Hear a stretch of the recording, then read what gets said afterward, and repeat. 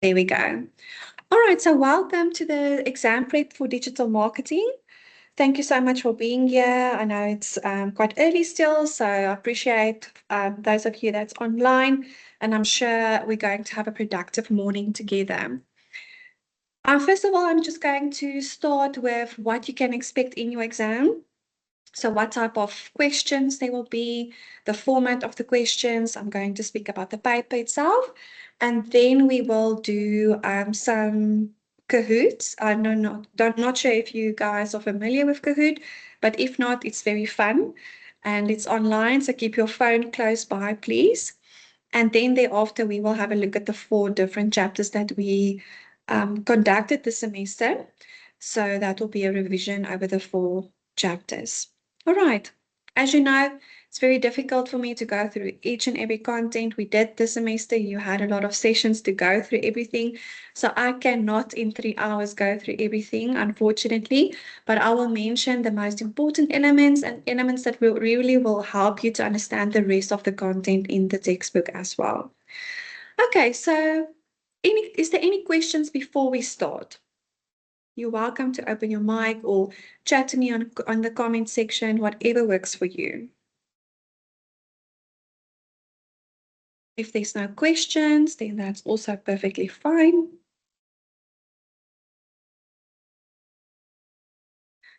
Okay, so as you all know, your exam is on the 21st of November.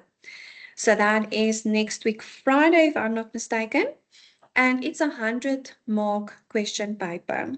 You've got 2 hours and it's a closed book exam. Please make sure you study. Okay, I'm sure you've noticed with your test, sometimes the questions feel that I don't really need to study. I can thumb suck this question, but we need the exact content to allocate those marks to you. So thumb sucking will not work. You have to go and study your content thoroughly. Right, so there will be a case study that we provided to you, excuse me, to read through and then answer theory questions and applying them based on the case study. So first the case study that you can expect, and then you have to know your content for the theory part as well as the application part. So when you study, don't just study in a way of giving your theory back in the exam, but trying to understand the concepts to also apply them. You will also be required to be able to answer peer theory questions, so without any application. So just make sure that you read the questions carefully and look at the mark allocation. The mark allocation usually guides you in terms of what we as markers expect from you. Okay, so let's do an example question. So this would be, for example, 10 marks. And it's about inbound marketing. So this can be a possible case study to you. So Apple Incorporated has mastered inbound marketing by focusing on attraction rather than persuasion. Drawing customers in through storytelling, design, and user experience instead of aggressive advertising. Apple creates emotional connections with its audience through campaigns like Shot an iPhone, which uses user-generated content to showcase real experiences. Its minimalist website, intuitive product ecosystem, and loyal brand community all contribute to an organic marketing loop where satisfied users become advocates. By aligning every touch point, from product packaging to social media, with its core values of simplicity and innovation, Apple consistently attracts, engages, and retains customers without the need for traditional push marketing. Okay, so that's just an example of a case study that you can get. Okay, so you read through that initially, then you get your question. So what does inbound marketing refer to, and how can Apple benefit from using this type of marketing? So this is now 10 marks. Okay, if you get this question, how would you approach this? Who can open their mic and speak to me? How can you approach this question? Where will you start?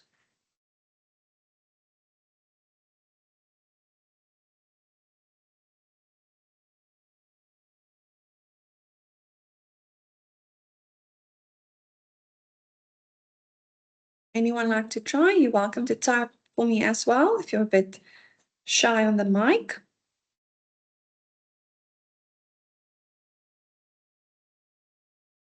So where will we start if we get this question? What does inbound marketing refer to, and how can Apple benefit from using this type of marketing? A definition, okay. And what would your definition entail? What will you explain in your definition?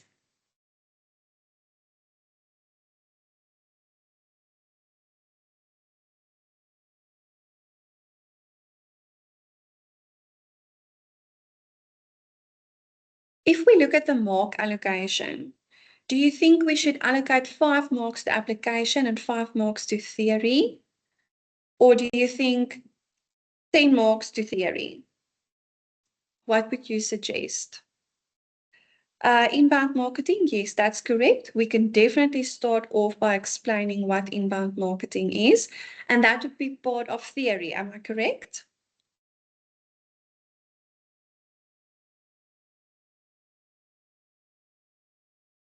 Yes, okay. So tell me, would you go for 10 marks theory? Would you go for 5 marks theory, 5 marks as application? How would you approach this question?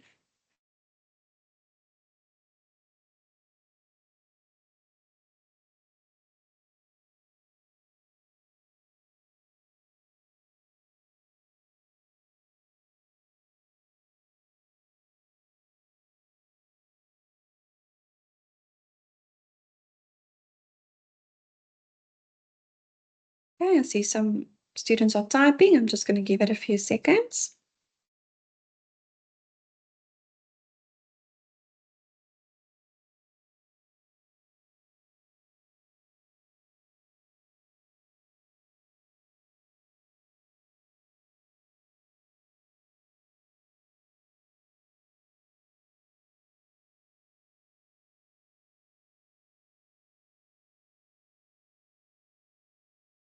Okay, so for this question, if it's 10 marks, I would suggest the following.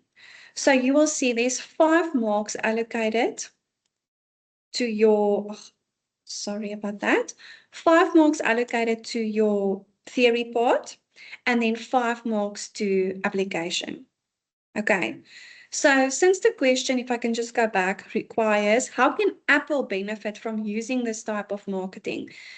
It stipulates to us that we have to incorporate some application in there. We cannot just give 10 marks for theory. You will lose marks. Okay, so this is the way I would approach this question. So for 5 marks, I would explain, like we said now, the definition or what inbound marketing is.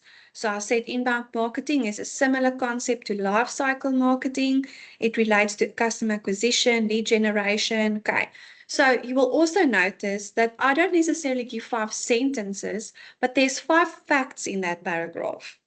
And that's also a very important thing to remember. Sometimes you give 5 sentences, but you kind of explain the same thing in 5 sentences. And your lecturer cannot give you 5 marks then if you're saying the same thing 5 times.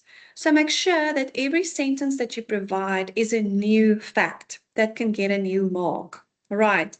And then we apply. So now we say, um, sorry, I just quickly want to read through the theory. Customers are proactively seeking out information about products to suit their needs, whereas outbound marketing pushes messages out to the customers.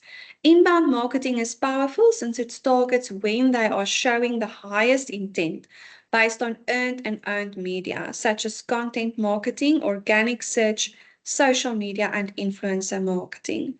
Okay, so who in their own words want to tell me what inbound marketing is? You can type it, you can open your mic.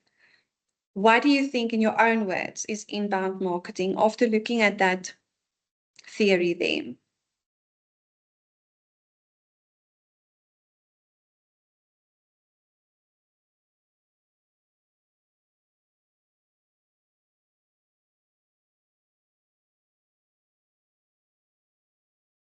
Okay, please, guys, I really require you to be a bit more interactive with me.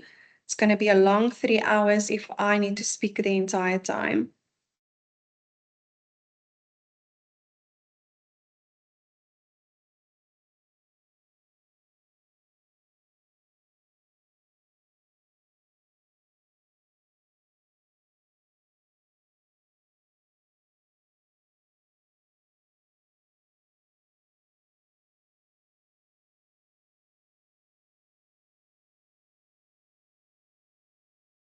So who wants to tell me what they think inbound marketing means after reading that paragraph?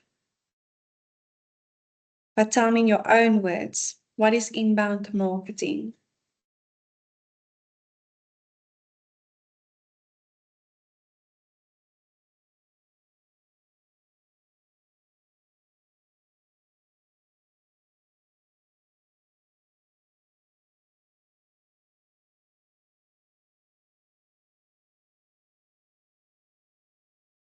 Okay, it seems like you guys are very shy this morning. Please don't be. I want us all to work together so that you can all learn from each other. Okay. So inbound marketing is basically where you have information on your website and people are coming to you to find out more about your product. You are not pushing as a company any information through to them. They are actively seeking information from the company. So that's if you are really interested in buying a new iPhone and you start searching online and you do your homework to see what's the latest iPhone, what features does the camera has, all of that. That's a form of inbound marketing. Okay. So now we're going to apply for 5 marks. So as discussed in the case study, Apple has a very simple website, but influencers and customers develop content online that potential buyers and customers can refer to when wanting more information. There is many YouTubers making videos about a new released iPhone, making it like advertisements that customers can go and read up on themselves without Apple pushing marketing messages to them, but rather getting customers to read more about them. Okay, can you see how many times I've used Apple and iPhone in my application part? This needs to be very visible.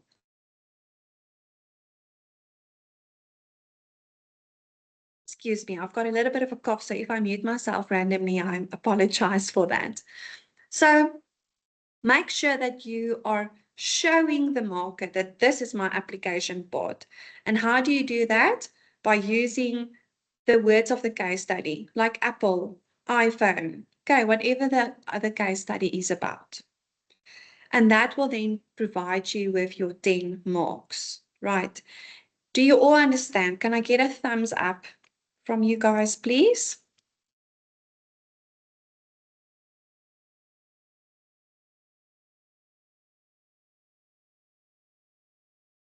Right, thank you so much. Okay, so please study the following chapters thoroughly. Even summary sections is important. Okay, don't skip this. So you will see after every chapter, there's a summary section. And sometimes in that summary section, they mention some new content. So make 100% sure that you study the content of the chapter as well as the summary sections. So that would be your chapter 1, chapter 2, chapter 3, and chapter 6. Remember, you've already been evaluated on chapter 1 and 3, but that doesn't mean that you're not only going to get evaluated on chapter 2 and 6. You can get evaluated on any of these 4 chapters, so study all of them. Don't skip a chapter, okay? And yeah, if you can just make sure that you are able to answer all questions based on theory and application, then you will be okay because that's the type of questions and the format that you can expect. Right. Ensure that you're able to answer at least 5 to 10 theory sentences of each section. So as you go through your content and you see, for example, permission marketing, highlight 5 to 10 sentences under permission marketing for yourself and study that. That should be enough. Okay. You don't need to study it word for word. every single sentence in that paragraph, but make sure at least 5 to 10 theory sentences. So if you then need to add some application, you will be more than okay. We do not expect a lot of multiple choice, true and false questions for the exam, so you have to know your theory. Okay, do you all have a cell phone with you? Just give me a yes or a no, please.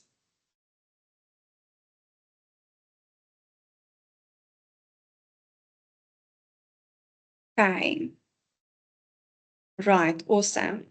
So I'm not sure if you are familiar with Kahoot, but I'm going to show you how to do it if you're unsure. We're going to have a Kahoot test for each a chapter. So we're going to start with chapter 1. And I just basically want to see what is your knowledge about this chapter before we continue. Right, so you just choose the correct answer on your phone and the results will be displayed online. Okay, so I'm quickly going to share my screen with you.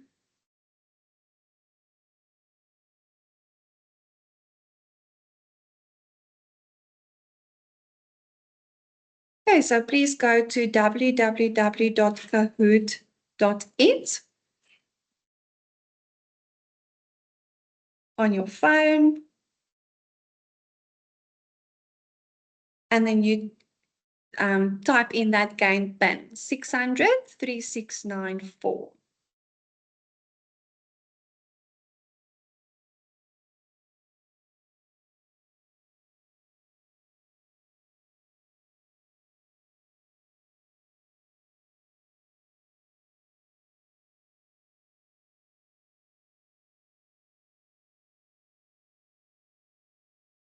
Okay, there we go.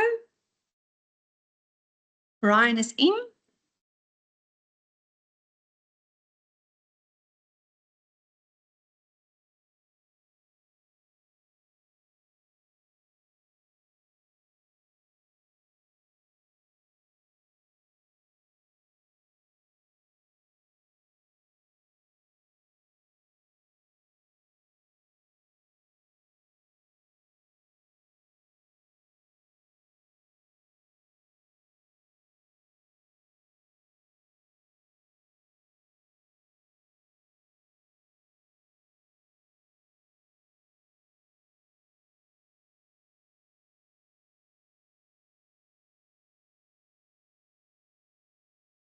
Okay, we're waiting for 2 more students.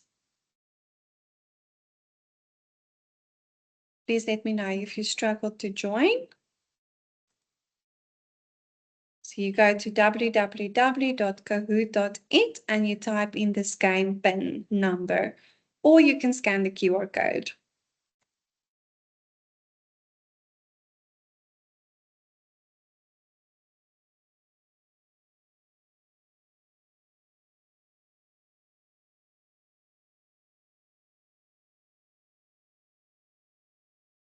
There we go. All right.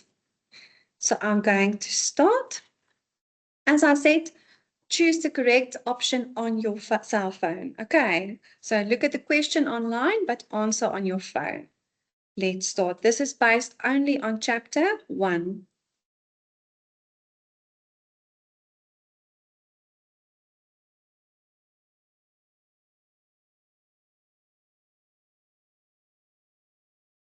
What is the main purpose of digital marketing?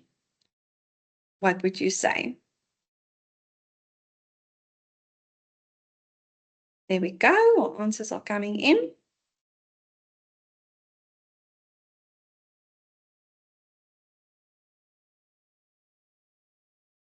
Okay. So to help customers better than our competitors, because if we have an advantage on digital marketing and they don't, we can help customers better, right? Okay. Next question. Let's see who's at the top. Ryan, nice.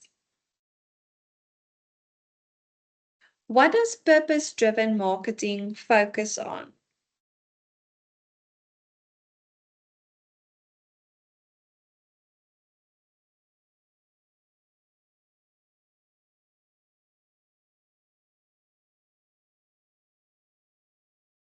Okay, waiting for one more answer. There we go. Aligning brand purpose with stakeholder values. So everyone in the company needs to have the same purpose. All right. Let's see who was the quickest. Still Ryan. Okay. Nice. Which of the following best describes insight-driven marketing?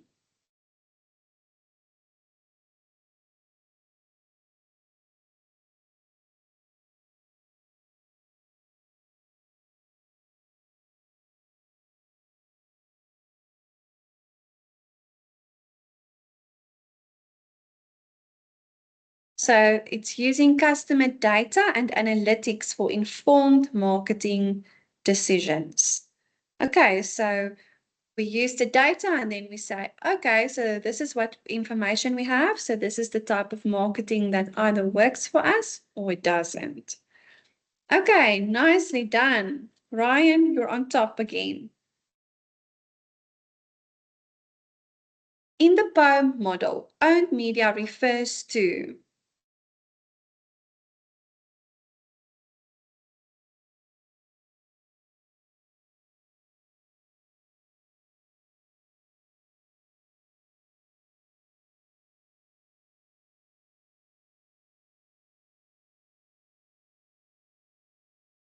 Yes, well done.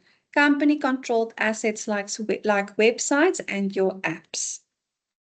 So they don't necessarily have ongoing costs for this, but they own it. They paid for it already. Nice. Okay, what is the first step in the race planning framework?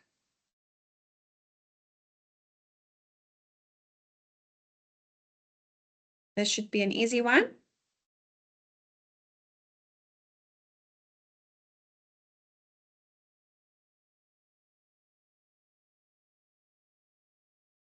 Waiting for one more answer. Reach. Okay.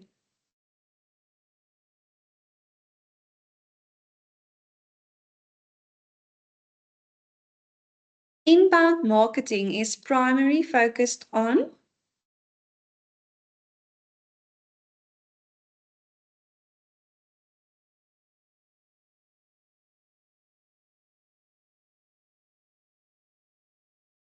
attracting customers who are actively seeking out information. Nice. Okay, 6 streaks in a row.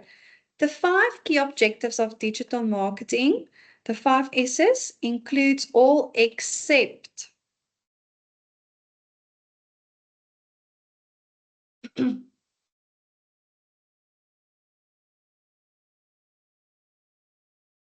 support. Yeah, that's definitely not part of the 5 S's name. Okay.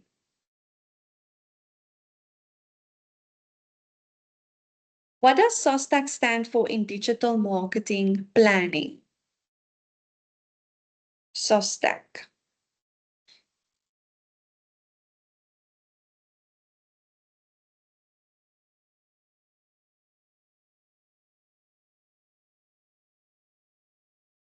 Situation, objective, strategy, tactics, action, and control. There we go. Okay. Which influencer category has between 5,000 and 99,999 followers?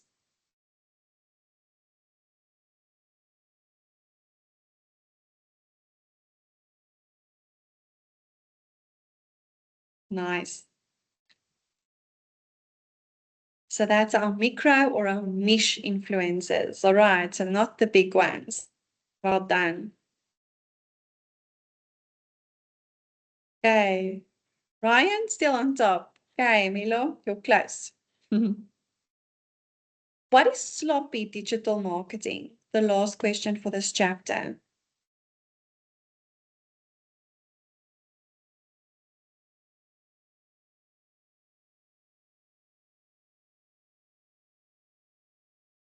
Yes, marketing without strategy or a clear objective. That is sloppy. Okay, well done, guys. Let's see who's on the podium. Ryan, is it you? Melo, you're very close. Okay, well done. 3 more to go, guys. I think the competition can come in now. Okay, well done. So that was our first one. Now I quickly want us to have a look at chapter 2. So again, you can just clean your browser there. I'm going to give you another code to join. So this is then chapter 2. So chapter 1 didn't go so really went well. Okay, so let's have a look at chapter 2.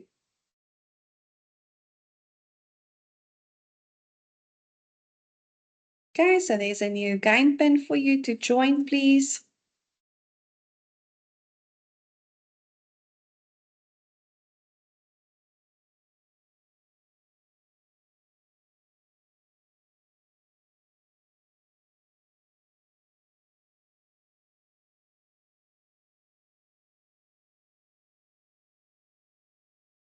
I always love these emojis.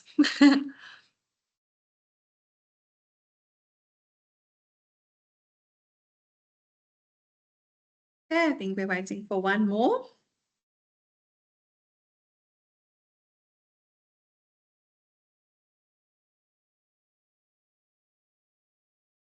Okay, let's start. Chapter 2.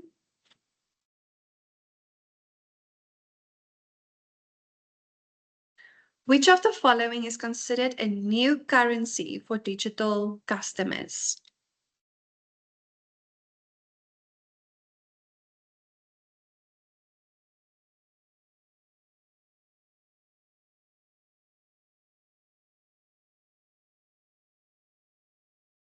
Quick fingers. Privacy. Okay. So remember, this is what our customers are very concerned about. Who's going to get my information? What are they going to do with it? So privacy, definitely. Nice, Ryan. Next question. Which of these is not one of the 5 motives for buying online?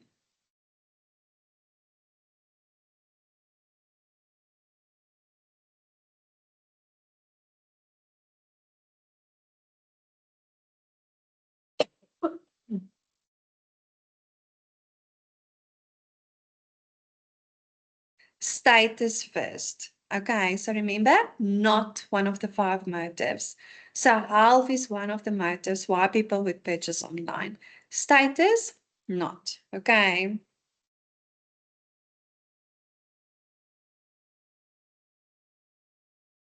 True or false? 80% of a company's sales usually come from 20% of its customers. Do you think that's true or false?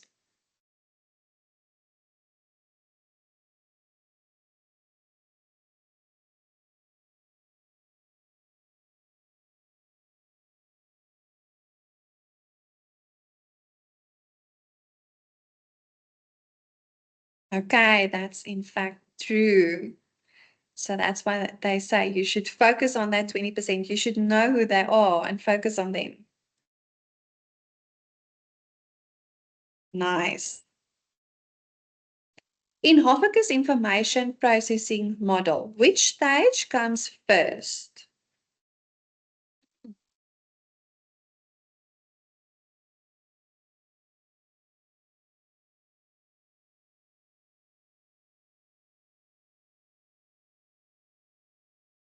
Seems like this is a more difficult one for you guys.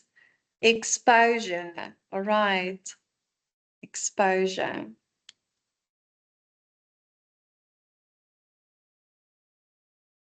True or false?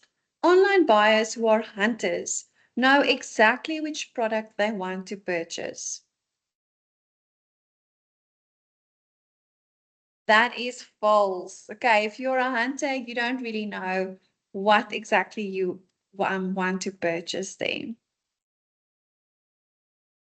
Okay, on fire, Ryan, at the top. Which of the following is not one of Galdini's 6 weapons of influence? Not one of them.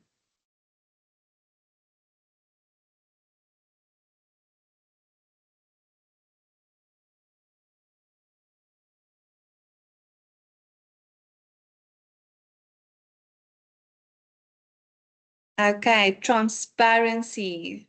Okay, so yeah, we need some studying to do, name? Right. The 6 C's of online motivation include all except what is not part of the 6 C's here.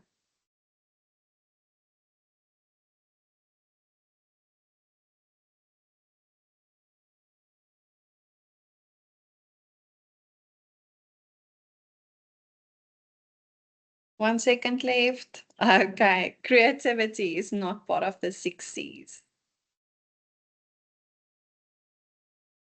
We will go through the content now. I mean, we're done. Digital minimalism is a response to information overload. True or false?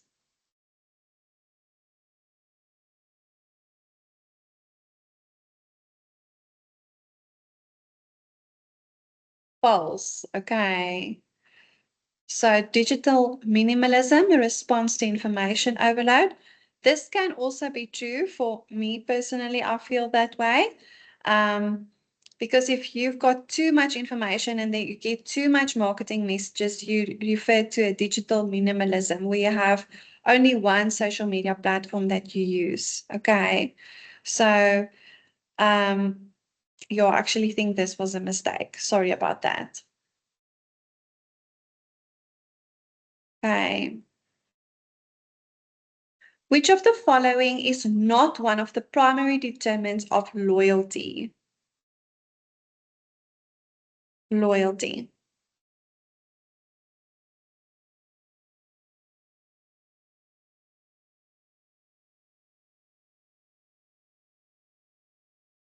Okay, so if we get free products about from something, it's not necessarily going to deem our loyalty. Okay. What percentage of mobile visitors leave if a site takes longer than 3 seconds to load? It's in your textbook.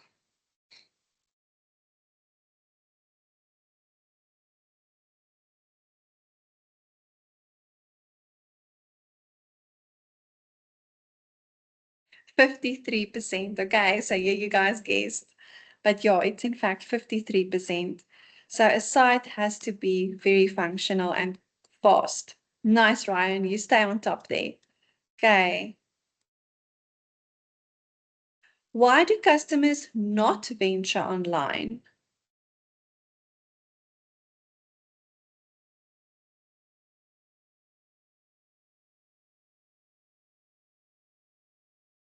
Yes, concerns about privacy and security. Right. This guideline will achieve reassurance, gain trust, and build loyalty.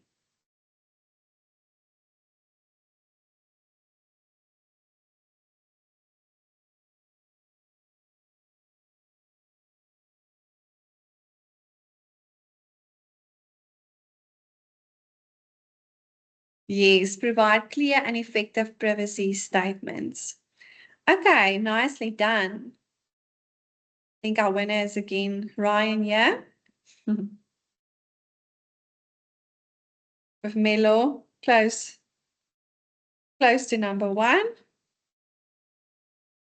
Okay, well done.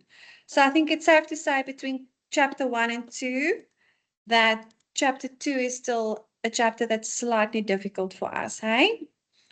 Okay, let's have a look at chapter 3. This might be a little bit easier also because you already studied this chapter for your test. Right, so please clean your browser and put in the following code again for me. Here we go.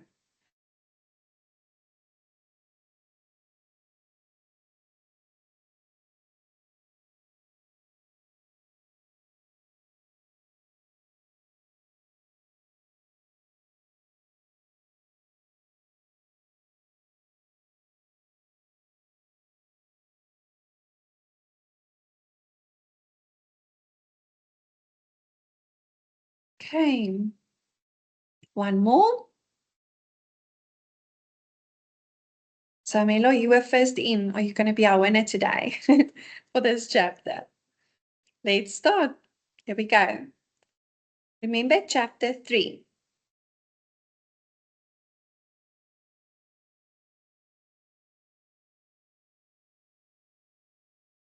What model is chapter 3 referring to in digital marketing?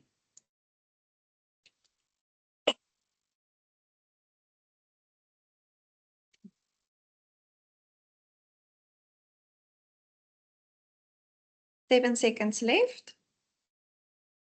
A representation of reality. Okay, remember the model that they are referring to. There's a few models in chapter 3, and all represents on what can happen online in real life. So it's something that represents reality. If you've got a model of an airplane, it looks like the real thing, but it's not. Okay, it's just a representation of that physical thing. Okay, nice, Ryan. Next one. Which of the following is an example of a subscription revenue model?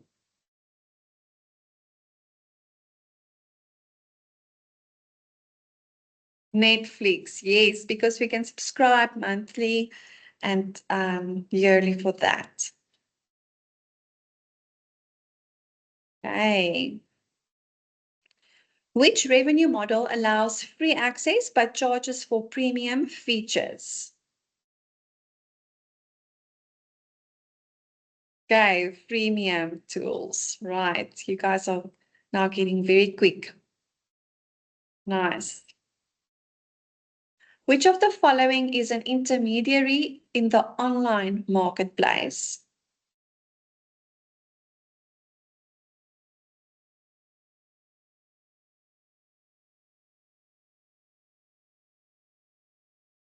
Amazon. Okay, why? Because we can go to Amazon's website and purchase, or from Amazon purchase again different products. So it's a middleman between the seller and the buyer.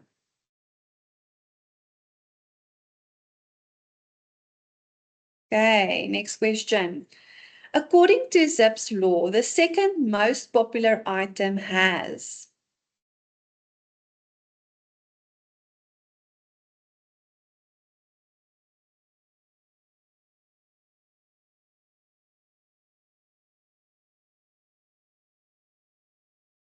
Ooh, okay. Half the popularity. So make a note, Zipf's law, that you go and have a look on what Zipf's law actually tells us here.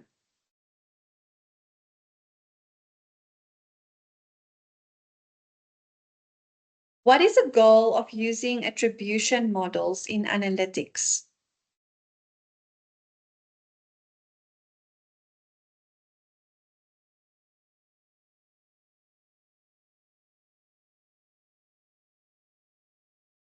Okay, seems like this is a more difficult one.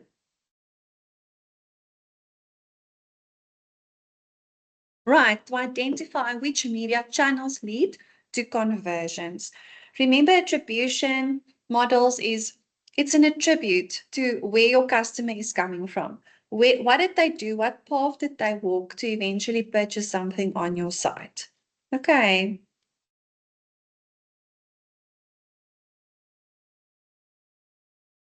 Digital communication is best described as.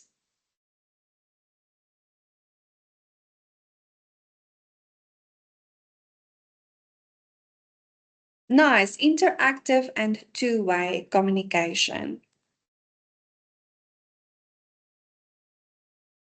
Question 8. The ALIA model of online adverts. What does the A at the end stand for? At the end.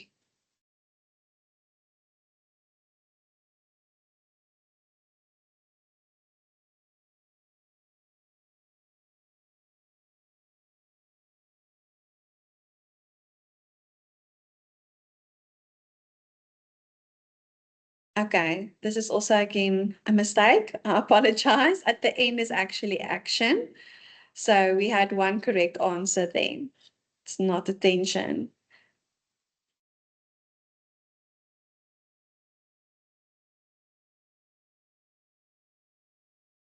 The butterfly effect in online buying means.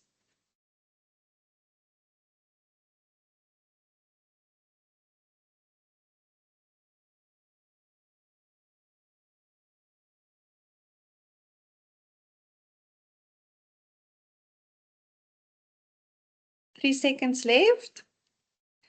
Yes, customers dip in and out of the buying process. Okay, that's the butterfly effect. Okay, nice. We've got some competition, I see. According to Metcalfe's law, the value of a network grows with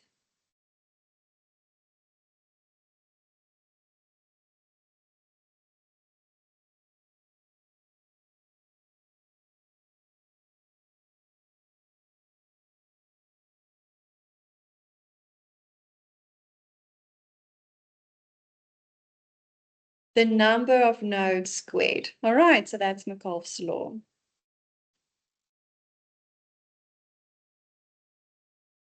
Right. On the ladder of engagement, which action shows higher engagement?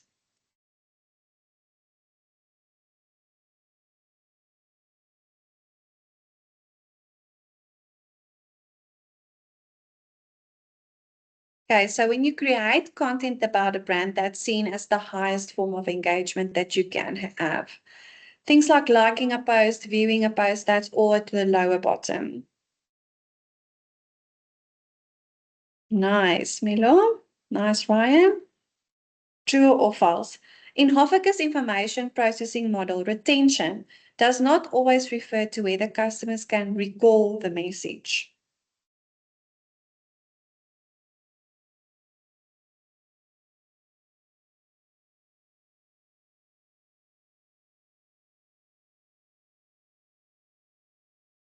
Okay, and this is false. Okay, it does in fact refer to whether customers can recall the message. Last question for this chapter. True or false? The long tail marketplace model suggests marketers should only focus on their most popular products. Agree or not agree?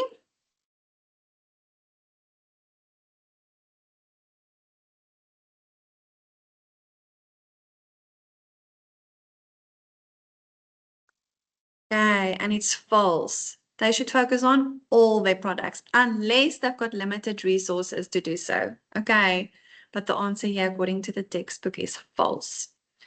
Right, let's see.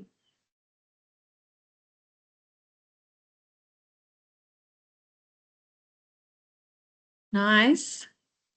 And then we've got Ryan again. Well done.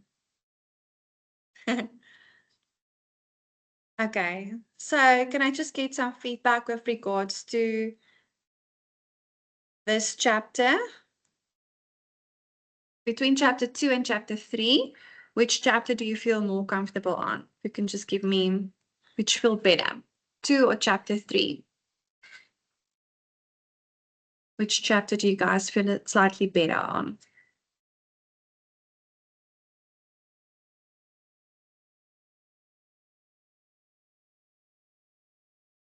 Chapter 2. Okay. Oh, we got a chapter 3 there as well. Okay, nice. Okay, I'm quickly going to do the last one and then we're going to take a quick break. Chapter 6. This is our last one and then we only have 15 questions on that. Okay. So this is the last chapter you covered in class. This should be still fresh in your mind. So please join the game there with the pen.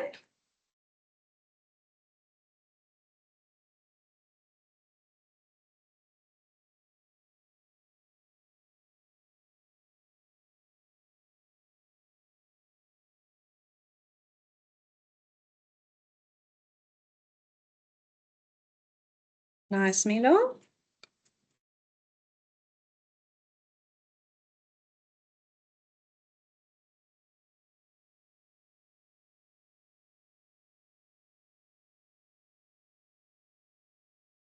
There we go.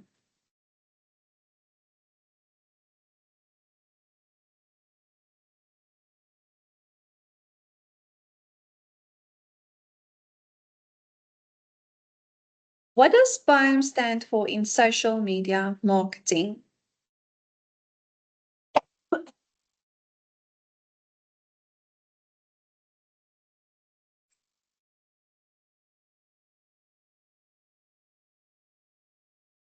Yes, paid, owned, and earned media. Well done.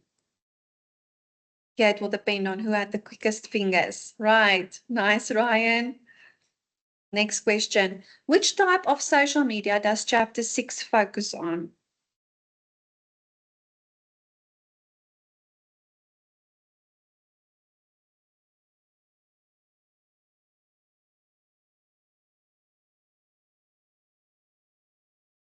Five seconds left. Organic social media. And that's what just happens without boosting certain posts and paying for adverts. It's just focused on organic social media, your most natural way, if I can put it like that. Nice. Which of the following is not an advantage of social media marketing? Not an advantage.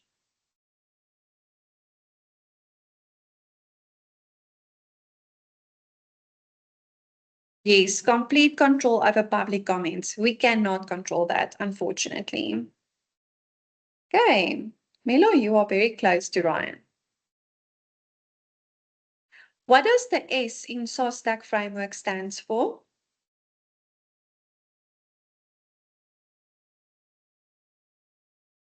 Situation analysis. Well done.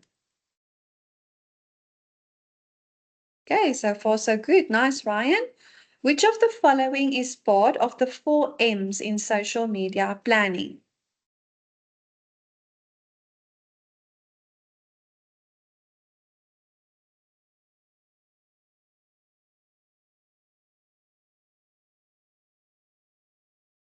Okay, so it seems like this was a guessing game.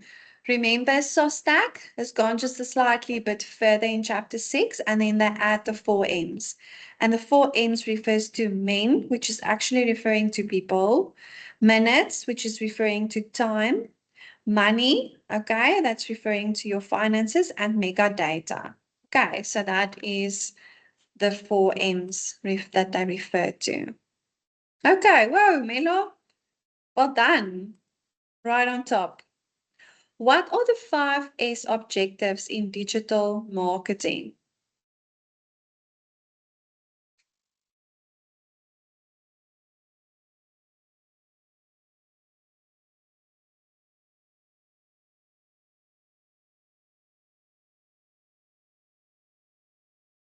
Okay, sell, serve, speak, save, and sizzle. So you will also notice that this sounds very familiar like the work we did in chapter 1. So there's a lot of this repetitive information in chapter 6, but they take it a bit further and they make it applicable to social media in chapter 6. So just be on the lookout for that. Nice. Okay. Which of the following best describes social listening?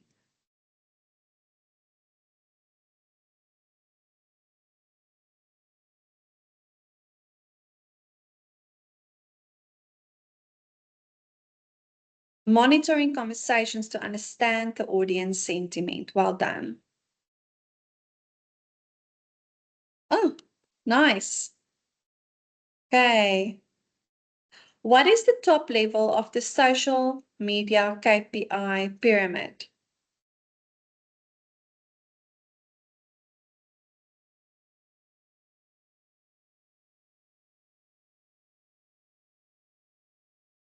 Okay, return on investment and brand advocacy. Right, and that's the most difficult one to actually measure as well. Let's see if Ryan isn't up. Oh, come on, Ryan. Nice, Melo. Okay, true or false? Social media audits are part of the control stage in SOSTAC.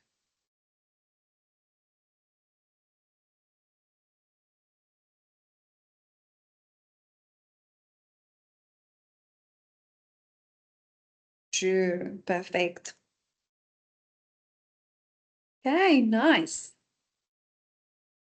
Which of the following is not a common challenge in measuring social media return on investment? Not a common challenge.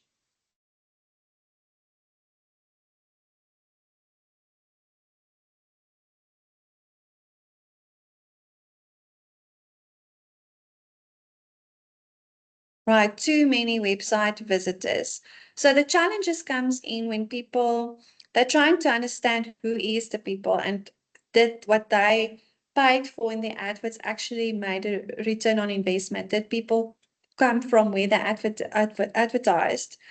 So when people block cookies, they can't track that. And when people have multiple devices, so I'm on my phone, then I'm on my laptop, they really can't really see where people are coming from. And with last click wins as well means the the last click that the person made from could not really be where they were actually informed about the marketing message. So the other three can tell us the return on investment, but too many website visitors is an additional one. Right, almost done with this chapter. Okay, nice. You guys are very close with your points. In reputation management, brands should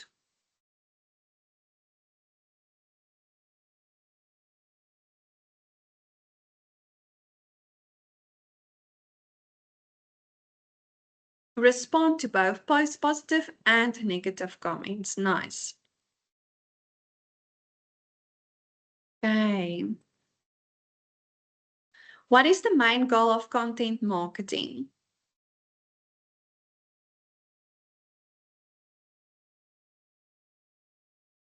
To create awareness and engagement. That was very quick. Nice. Let's see who's on top. Melo. Okay.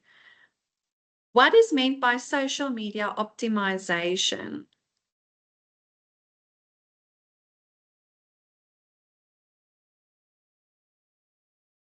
Maximizing visibility and shareability of content. Absolutely.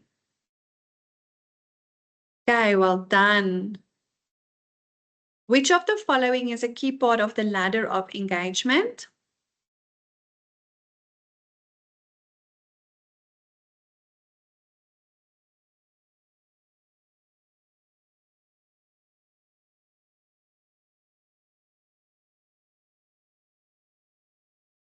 Encouraging users to move from awareness to advocacy. So we want people to actually be engaged and speak about our brand. Nice, Ryan. Okay. And now the last question, true or false? Owned and earned media alone are always enough to drive strong sales.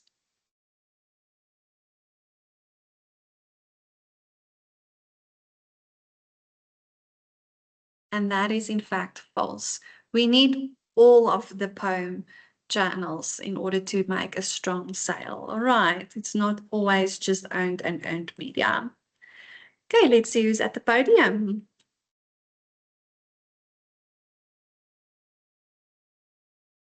Ah, okay. Nice, Ryan. Well done. You're our champion today for all 4 chapters. Okay. Right. For now, I'm just quickly going to stop sharing my screen.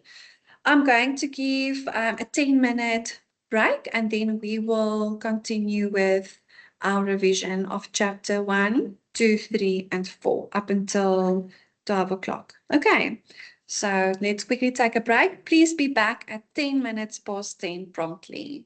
Then we will continue.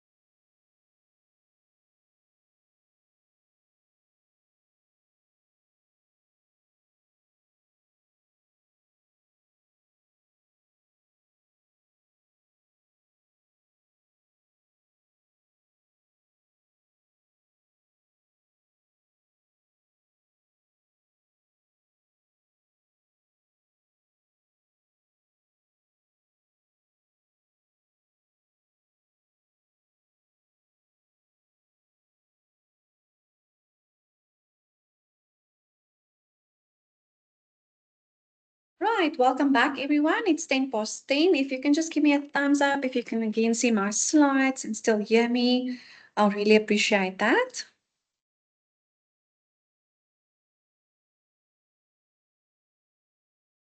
Thank you so much, Ryan. Awesome. Okay. So as I indicated to you in the beginning of the session, I'm not able to discuss everything, all the content from these 4 chapters. It's just too much, but I will explain important elements per chapter. And you could also focus on that and make sure that it will also help you to understand most of your other work. Okay, so the if there's anything as we progress and you don't understand the concept, please stop me, ask questions. Don't wait until the end to ask a question. Please, as we go continuously, you can pop a question in the chat or you can just open up your mic. All right, so let's start. We're going to start with chapter 1, so please keep your textbook close by. I will refer to this textbook as well. Okay, so first what I need from you is to type in the comment section your understanding of the following digital marketing definitions and essential concepts. So I'm going to give some time. I just want you to type in your understanding of digital marketing, e-commerce, and subscription commerce. It can just be a sentence, doesn't need to be 100% correct. I want to see what's your understanding of it. Okay, so please start typing digital marketing, e-commerce, and subscription commerce.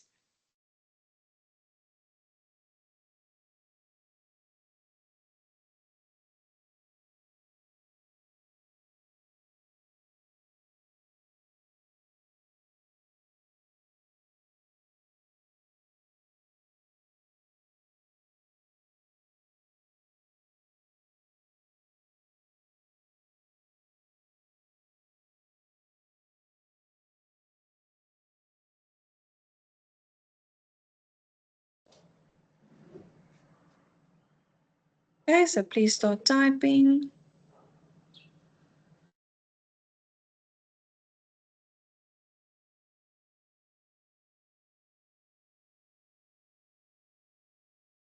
What is your understanding of digital marketing, e-commerce, and subscription commerce? Just type in there the definition.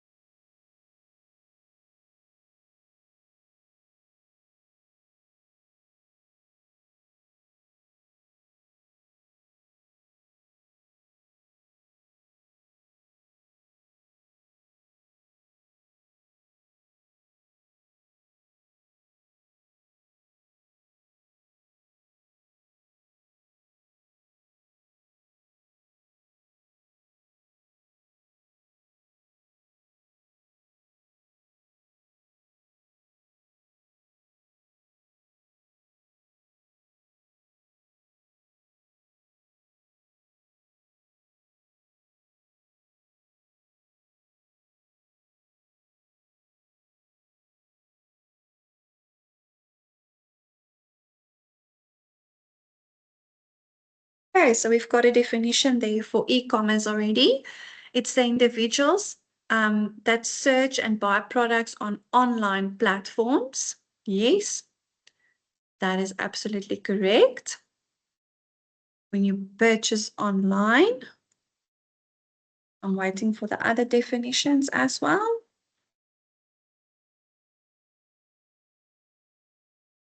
Right, we've got one for digital marketing, the use of technology and platforms to create, deliver, and exchange offerings that have value for customers and society at large. I like that. And the fact that you said the use of technology because it's digital.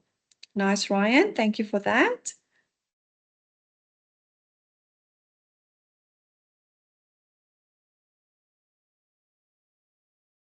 And then subscription commerce. What do you guys think that refers to?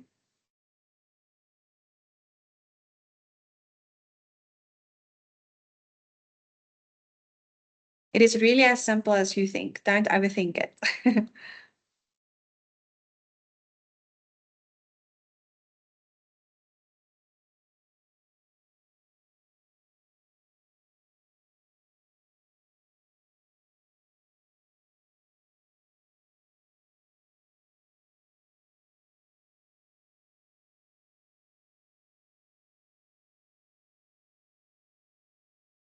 Right, I'm going to help you out here.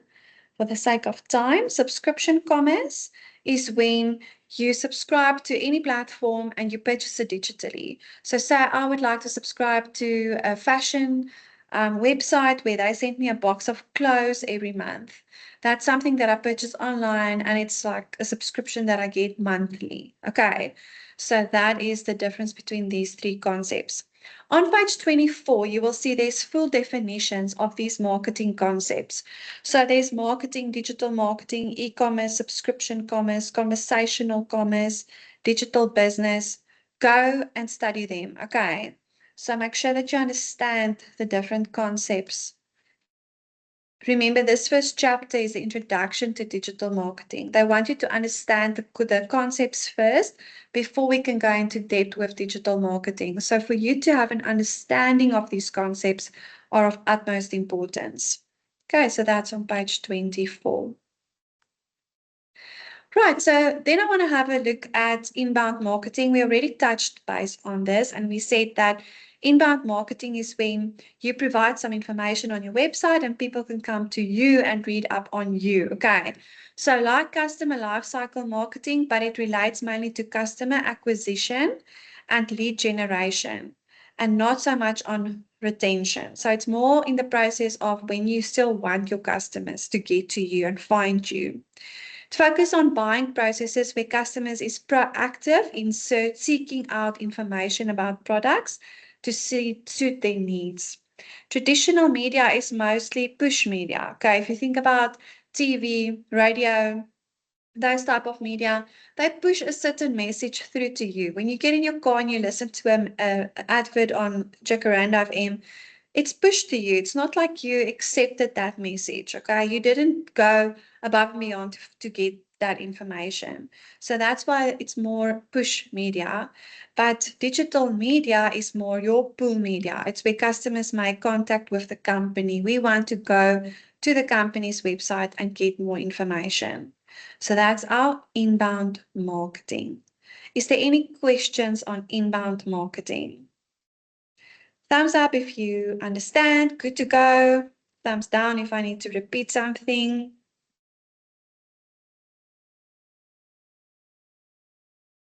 Right. Thank you.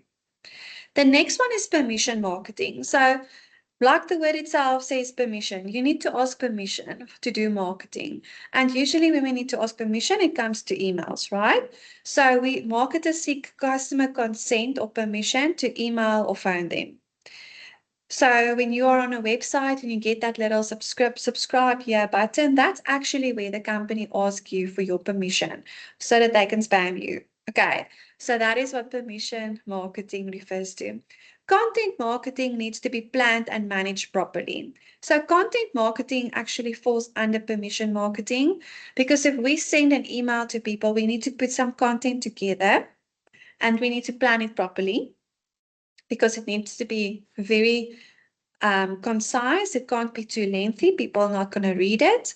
And it needs to be to the point. Okay, so for something specific that you want to inform your customers about. So that is your permission marketing. Like I said, nothing, the word itself actually explains what this concept is about. So don't make it too difficult for yourself.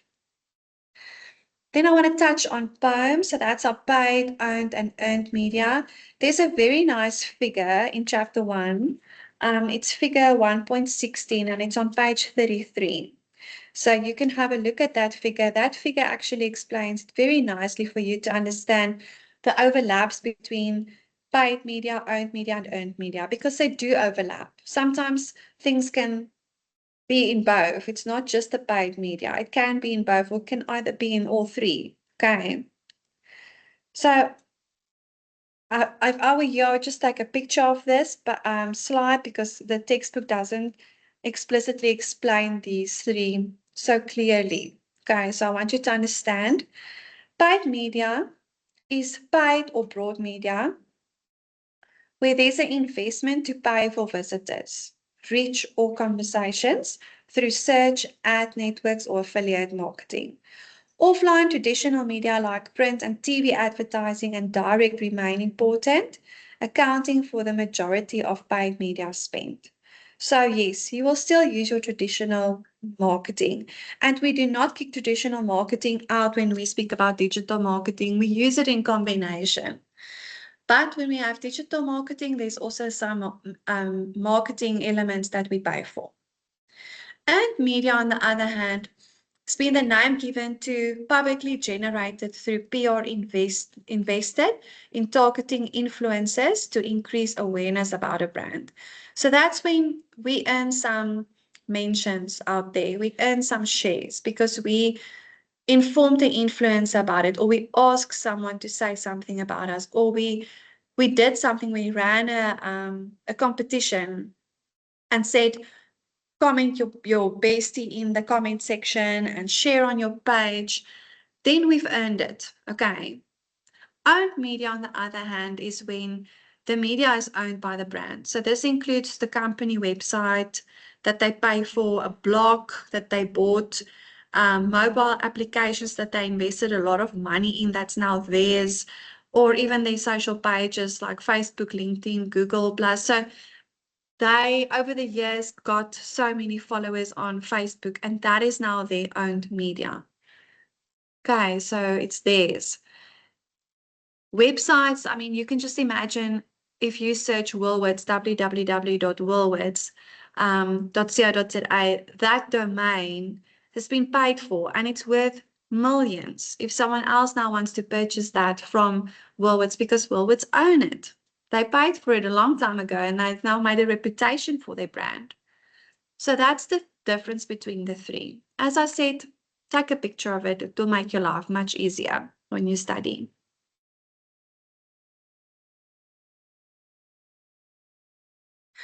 So there is some weaknesses to this poem, and the textbook also refers to this. And it said that it does not describe the main channels that people working in marketing that invest their time and money in. So there's other things in there that poem can't really organize, if I can put it like that. So then they made this figure 1.17 on page 34 to include elements that poem can't illustrate to us. So you will see on page 34, there's also your digital media channels, but then you have paid, owned, and earned media, but they also have then the organic like your organic followers that you get in there, including your paid. So it's a little bit more split, okay? Because as I said, things overlap. And when you pay for something, it can also be that you didn't pay for it, but it went viral. Okay, so now where does it fall? So that's why figure 1.16 can be slightly confusing. And that's why they revised this figure and they then demonstrated 1.17. So 1.17 is actually the most updated figure to explain bone. Okay, is there any questions on bone? Thumbs up if you're all good.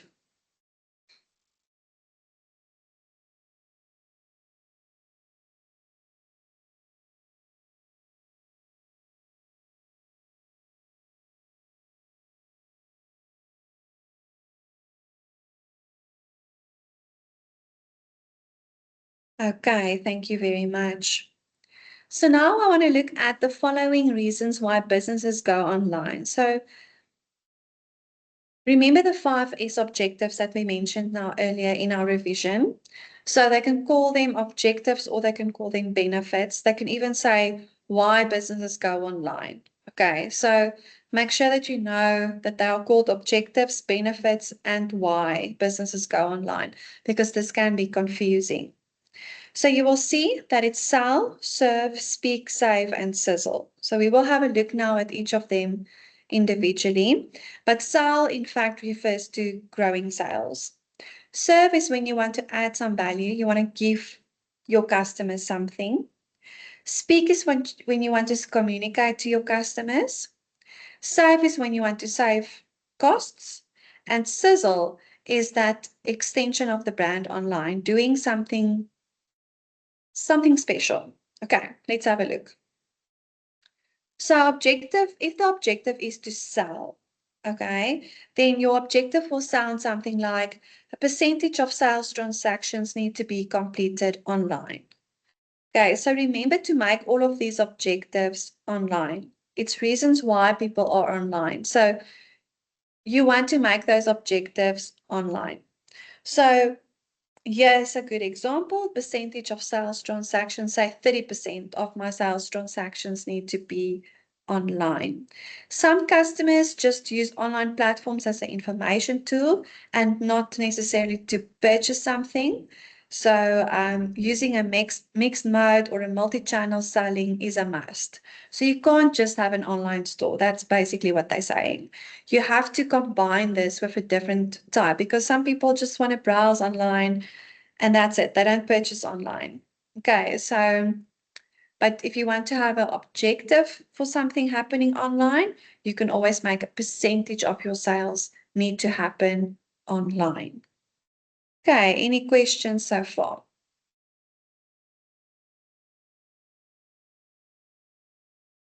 Like I mentioned now, some people like to purchase online, others not so much. Okay, so this is the Ansov matrix. Selling what to whom. Okay, so the Ansov matrix is also quite important. It's your online opportunities for the product and the market innovation. So you will see it's slightly blurry on my side. I hope you guys can see it, but it's also on, tell you now. Just 1 second.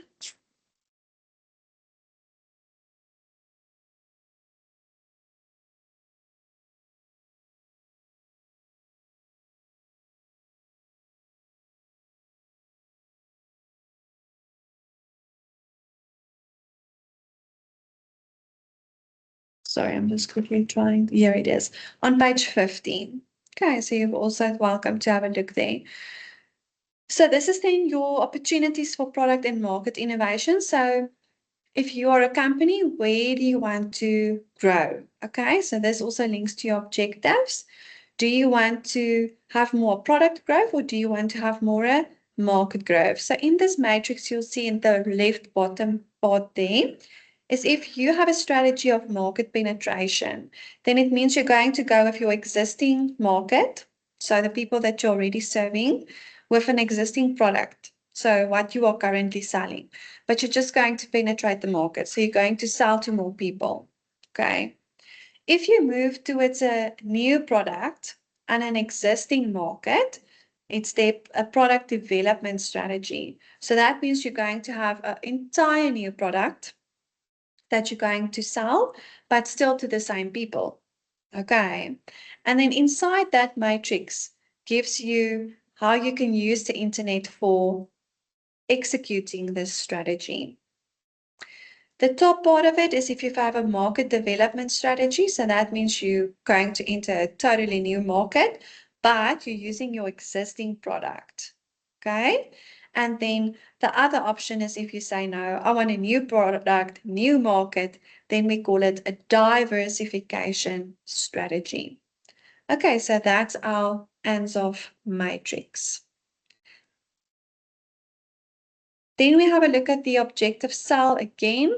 So here you can also tag value events to assess the influence of a website and digital channels on sales. So this is typical value events. So say now I want to measure how many people purchase from my website. How will I do this? I will tag an event whenever there's a sales confirmation, a page that appears on my website. I know I made a sale. So this is things that happen on your website that you can use as value events and link that to your objective to sell. Okay. Any questions here? on the selling objective. You're all good?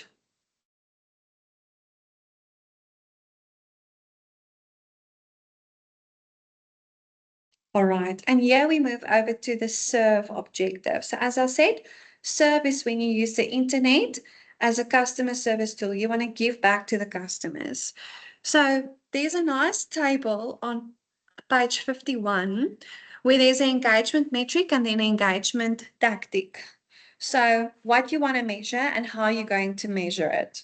I'm not going to go through all of them.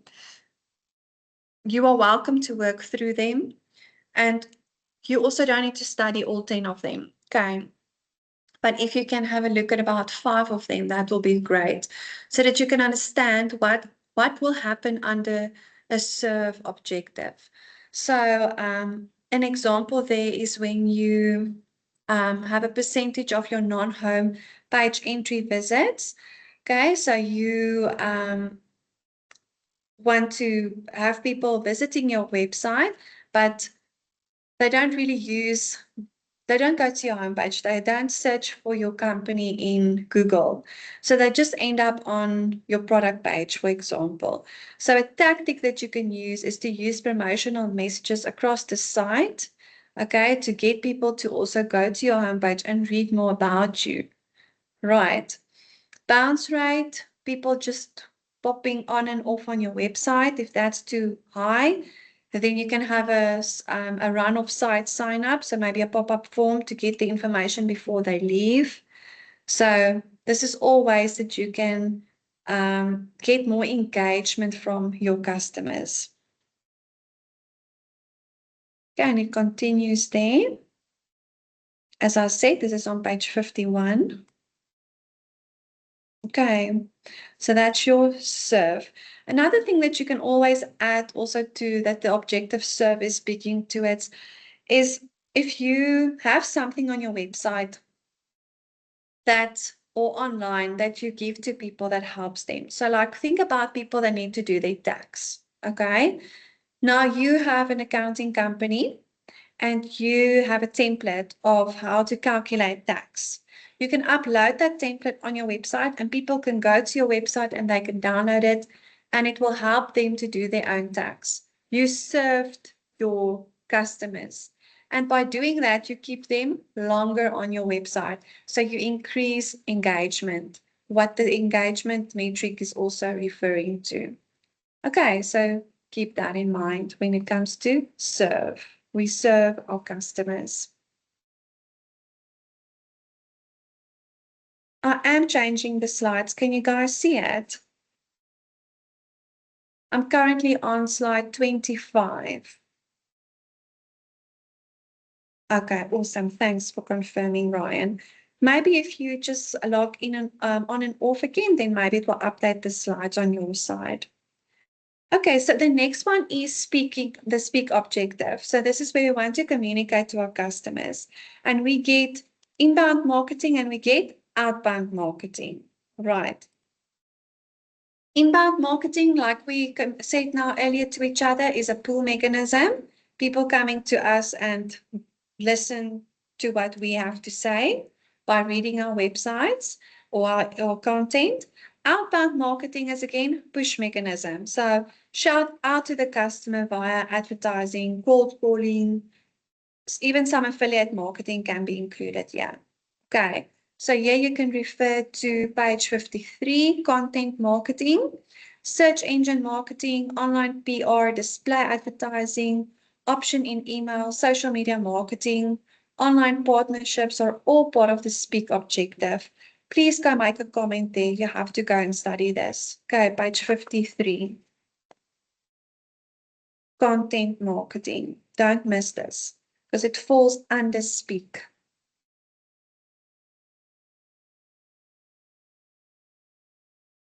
And then we move over to our save.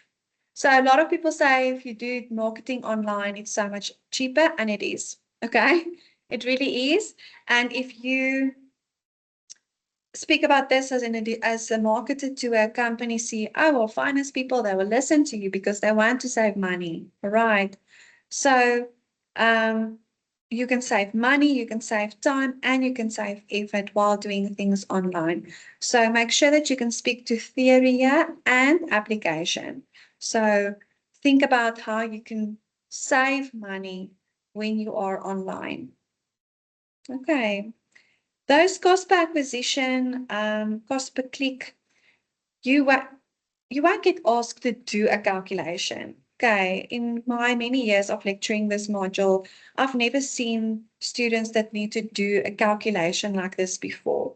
So if you just have to know that there is a calculation like that, but and what it means, so people pay to only when they click on the specific links, or you pay to get a customer.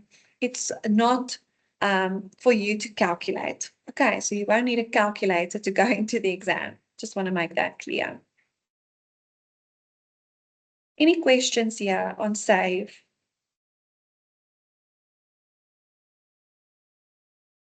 I like the objectives. I think we can speak about them. It's easy to understand. It's nice to apply. And it's always such a nice question for people to ask you in a test or an exam. So make sure that you also understand it. And then the last one is Sizzle. So Sizzle is my favorite. It's always that thing on a website where you're like, oh wow, this is something new. This is something I haven't seen before on a website. Okay. Like if you think about L'Oreal, for example, they've got or Estee Lauder, they've got try-ons of makeup online. So you can click on a lipstick shade and your camera will open and you can try it on online. That's Sizzle. You serve them with something special, okay? The brand goes above and beyond. You give extra value. So that is what Sizzle refers to. Okay. If you think about a car, a, a dealership that gives you the option to change things on a car, add extras, remove things, and then see how the car looks like. That's Sizzle. That's something you can do on a website that makes it special, the service special for you. Okay.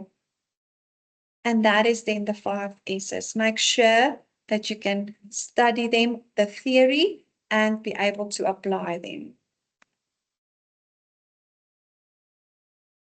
Okay, all good for chapter 1. As I said, I'm not going to go through every single thing in chapter 1. I've highlighted important elements to you that you have to go and study, please. Can I continue with chapter 2? Just give me a thumbs up.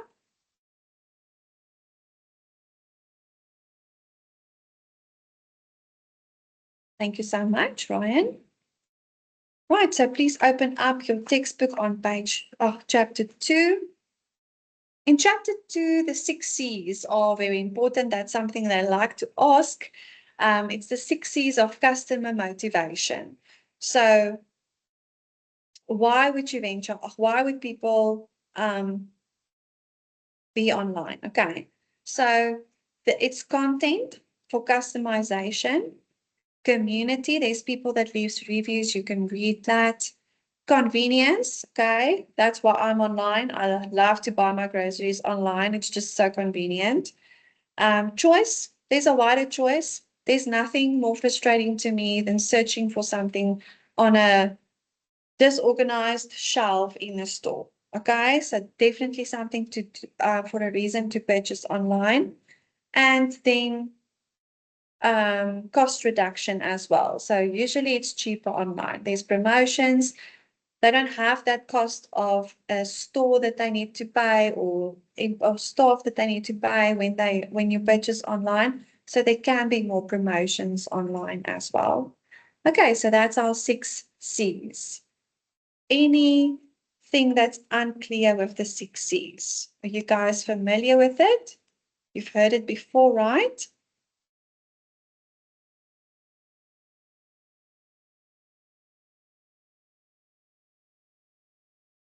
Okay. Then we have a look at expectations. So as we now grew and we are now in 2025, there's a lot of people online. And people have got raised expectations when they are online. Okay, like we said earlier, 53% of mobile visitors will just leave a website if it's not loading. And I am very sure that you guys that's online here are part of that 53%. We do not like wasting time. Okay, so things need to happen quickly, it needs to happen instantly online. Poor customer service is the number one reason why customers do not remain loyal. We want good service. So yeah, there is raised expectations when it comes to online. But there's three stages of managing the customer's expectations, right? So that where they say, don't overpromise and underdeliver. We need to manage our customers' expectations. So the first one is understanding what they actually want. Okay, we know now they've got high expectations, so we have to stick to that. Then setting and communicating the service promise. So then we explain to them, listen, this is our service promise. Rather under promise and over deliver. If you think about Shein or Temu, they don't advertise as if they are top notch quality out there. Okay. They make it, they make you understand that their service promise is to give you a cheaper price. And if people understand that expectation, they'll still purchase from you and they will know what to expect. I don't expect great quality when I purchase from Temu or Shein. I don't. Okay. But I do expect a cheap price because that's what they communicate to me. And then delivering the service promise. So then you have to give them what you promised. And then you can add some guarantees in there or your policies and everything on your website. So if they maybe want to return something, they know it will be a quick process. So that is the three stages of managing these expectations.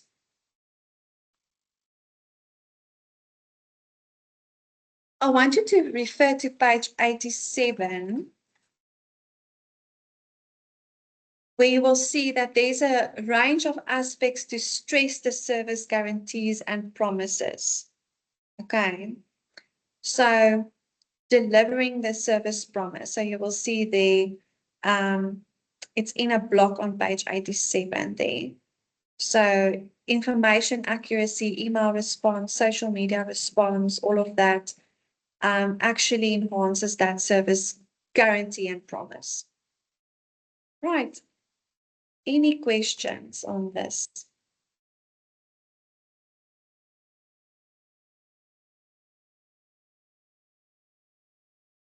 Yeah, and then I'm at fears and phobias. So obviously there is people that are not yet purchasing online, or they are, but there's always this little voice that they are afraid of. So you have to speak to that on your website. You have to encounter these fears and phobias of your customers to make sure that they actually purchase from you, not to lose out on them. So you can follow these guidelines to achieve reassurance, gain trust, and build loyalty. This is very important. If you can just make a note somewhere. First of all, you need to provide clear and effective privacy statements on your website. Tell people why it's safe. Okay? Follow the privacy and the consumer protection guidelines. Make security of data a priority. Okay, you don't want people to steal your customer stuff. Present independent site certification. Okay, that little green shield when you open a browser. Okay, that's a site certification. Emphasize the excellence of service quality in all communications. Use content on the site to reassure the customer and use leading edge design. Don't let the website load and load and load because you were now too cheap to purchase a actual good functioning website. Okay, you need leading edge designs that works quickly and promptly. So that will counter the fears and the phobias of your customers.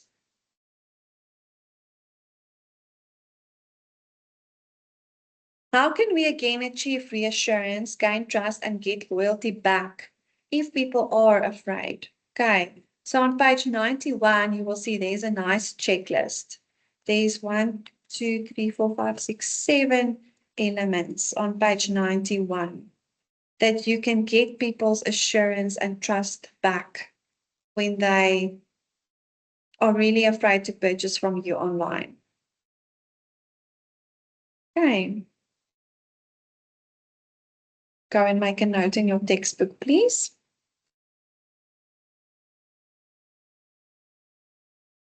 Then we have a look at personas. Okay, so who can give me or tell me what is a persona? Please put it in the chat there. What is a persona? What does it refer to? Have you heard of it before? Is it something new to you?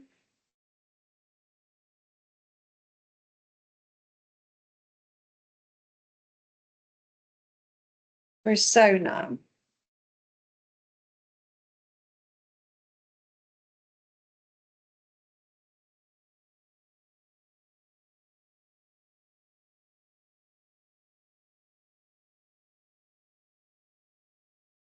Have you guys heard of a persona before? If not, just give me a sad face, or if you have heard of it before, give me a thumbs up.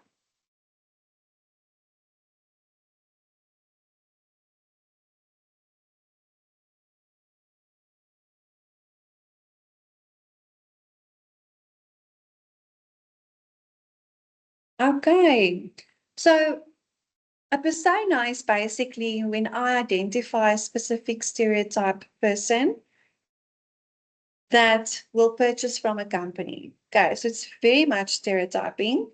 You need to put together a persona for all companies in order to target your market effectively. So if I'll give you an example soon in terms of Starbucks, okay? But you can have different personas also for different companies, right? So if we have a look at Woolworths, just for one of their personas, let's think about Woolworths food. Who do you think is the average person that purchases from Woolies food? How does this person look like? Who can tell me? And it's okay to stereotype now, guys. This is really what the theory tells us. So who do you think is the average person that will purchase from Woolworths food? Give me something in the comments. Do you think it's a woman? Do you think it's a guy? Do you think it doesn't matter? What do you think?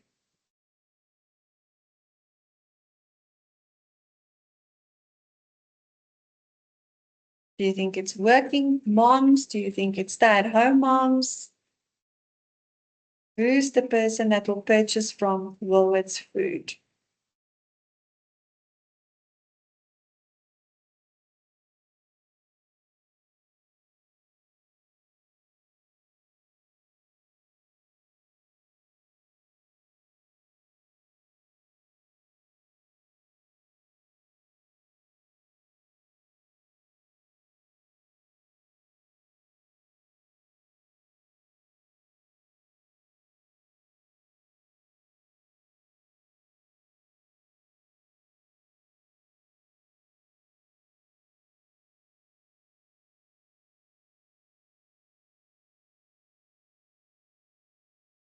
Okay, so Ryan says working moms with a middle to upper income. Okay, right. So it's like when you want to stereotype someone for a specific targeting marketing message, you have to understand whether they're actually part of this company or not. Okay, so that can definitely work, Ryan. I agree with you. So what information should a persona contain? So that can be the demographics, the psychographics, and the customer journey map. So what you said, Ryan, but I'll just add some flesh to that. Okay, you need to give me the age, the gender, the goals of these people, motivations, because the more information we have, the better marketing message we can send out to them. Okay. I quickly want to show you a persona of Starbucks. So just give me 1 second to share my screen again with you. If you can't hear anything, please just open your mic and speak to me so that I can try and fix it.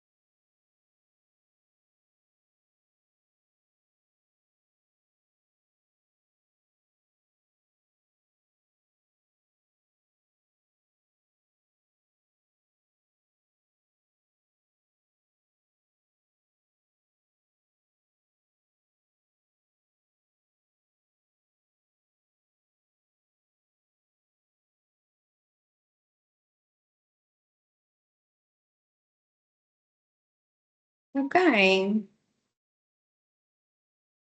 So that video now shows us all the identifying elements of someone that will purchase from Starbucks. Okay, just give me 1 second while I get the slides back on the go. We are basically done with this chapter. Okay, so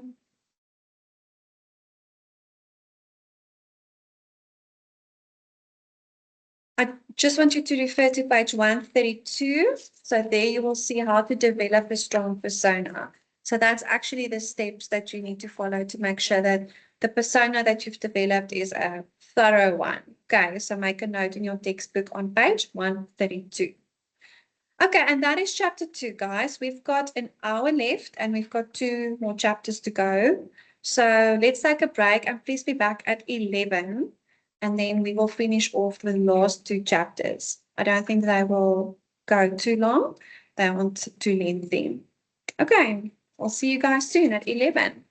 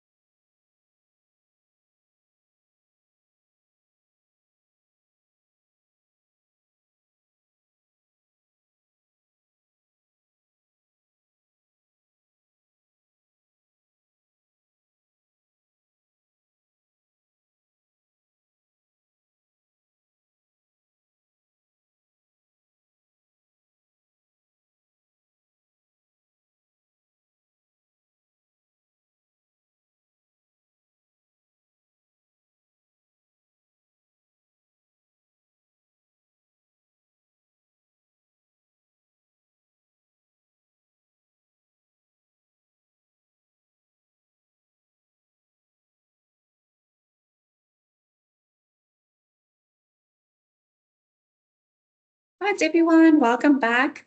Can I just get an indication that my slides are still showing and that you can hear me? Just give me a thumbs up, please.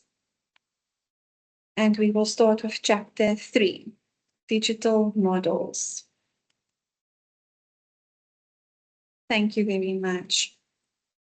Okay, so remember, what did we say does a model refer to in our Kahoot earlier? So it's anything that represents reality, okay? Like, for example, a model airplane. And this is what this chapter is speaking towards. So they refer of how a company deal with online processes, the way the business operates in, and how they deal with customers or price comparison websites. So how can you make a revenue when having a website except by selling a product? And that's our first model, the revenue model, the online revenue model. So this tells us that revenue can come from 9 different things instead of selling a product online. Okay, so you need to go and study these 9 elements, please. It's subscription access to content where people subscribe to get information from you, pay-per-view, where they will only pay when customers actually view the advert, display advertising on site where they have a specific advert that they want to put up on your website, sponsorship of site sections, affiliate revenue, subscriber data access for email marketing, access to customers for online research, and freemium models. Okay. I'm not going to go into depth with them. The textbook really clearly explains them. So please make sure that you go and study them. They are, when you open up your chapter 3, this is the first model on page 142. So there's 9 of them. Okay, so please go and study the online revenue models. The next model is an intermediary model. So an intermediary is when someone is in the middle, right? It's like a middleman. So marketers need to know the online marketplace. Companies need to analyze customer use of key phrases from searches for products and services. And the following map that I'm going to show you now shows the flow of different audiences via search engines from intermediaries to eventually the destination site. So it's when we have a site in the middle. Okay. So again, if this is a bit blurry, you are welcome to refer to page 147. So this shows us that not all customers are coming from Google and just arriving on the destination site. Sometimes or customers will move through another site. So they search something in Google, then they land up on Amazon, then Amazon took them to Takealot took them to Woolworths website. Okay, something like that. And then the destination site is ultimately Woolworths. So this figure just shows us the path someone can take. You don't need to necessarily study this figure node off by heart, but you have to understand what an intermediary model is and what it does. Okay. And if you need to study this to explain it, then you have to study it. But I don't think you'll be able to give this figure as it is in your exam. Right. But you have to understand what an intermediary model does. So the main members in the e-marketplace model, and this you need to know, please, is your customer segments, the search intermediaries, and the destination site. So that's the the 4 role players. So customer segments is to explore the right intermediaries. We need to first understand the segments and their online media consumption. So who are the segment that you are targeting? Then your search intermediaries, that would be your main search engines in the country. So that's like Google that we use. And then an intermediary or a media site would then attract visitors since they are the mainstream brands. Okay, so like Amazon, they attract a lot of visitors, Takealot as well. There's a lot of people that goes to that website. And from that website, there can be adverts again that take people to a destination site. And that's the site that the marketer is trying to generate visitors for. All right. So please know the main members of your intermediary models. Is there any question on this model?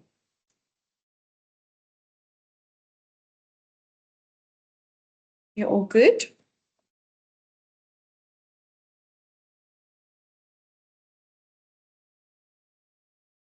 Okay. So then, very important, well-known trusted brands which have developed customer loyalty are in a good position to succeed online, since common customer behavior is to just go straight to the site. If I want to go to Woolworths site, I just type in woolworths.co.za, go. I don't search it in Google and then see what I want and then eventually end up on a Woolworths website. So that's an advantage that a well-known brand has. Okay, and then Zipf's law comes in here as well with the intermediary sites. So remember what we said, the second item will be around half the popularity of the first one. And the third item will be about a third of the popularity of the first one. So what Zipf's law making shows us is this figure. It just shows you that when you introduce a product to the customers, a lot of people here in the beginning want to purchase it.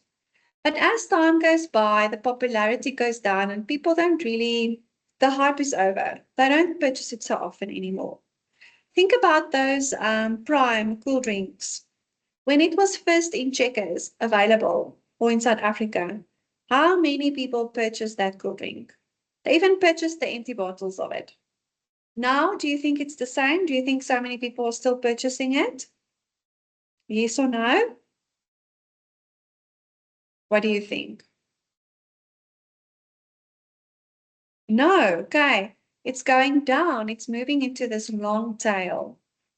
And then they say a company shouldn't just focus all their marketing efforts here in the beginning on the popular products, because all of these smaller products in the long tail at the end of this graph actually generates a lot of revenue for the company.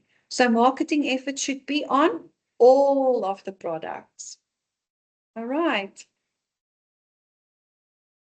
And then there's a few elements in your textbook that explains to you what you can do as intermediary models still to get people to finish off and find your destination site. So like Google AdWords is definitely one of them. If you have like a content on your website, if you search for a specific word and you have a lot of content on your website, it can link to that content. And if people click on that, they can land up on your website. There can be blogs, okay? If you have a blog, more content about your product, more chances of people reaching your site. Okay, so there's different ways where you can actually use intermediaries as well. Okay, will you guys be able to speak to intermediary models? Yes, no?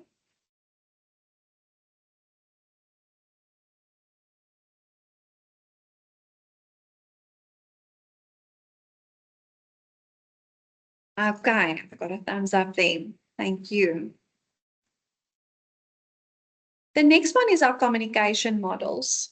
So a communication model just explains to us that there's information happening online. Usually when it's traditional, we would have received information from a sender and it will reach the customer, like that top one there, okay? When I get a message through the radio, I can't speak back to the people at the radio station, okay? So it's just one way. But when it's digitally, it's this one at the bottom, okay? It's from the sender to the customer and then back to the customer, because I can make a comment on a post and the sender can get that message from me. You will see there's an OL in the middle. That's the opinion leader. So that's when an influencer now joins the party. So the company will send a message to the influencer. The influencer will tell you about the product on their Instagram page, and you can then go back and tell the influencer what you think about this product, and the influencer can tell the customer of the company again what you said. Okay, so it gets kind of complex. Okay, so it's not directly this flow back and forth. Nowadays, communication channels look more like something like this. It gets super complex, okay? Where customers are speaking to customers, they're speaking to opinion leaders are speaking to other opinion leaders, they're speaking to the companies. It's very complex. And digitally made it this complex, being digital. Okay.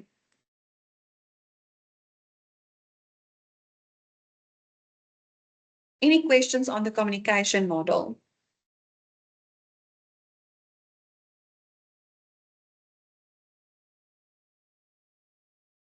Right.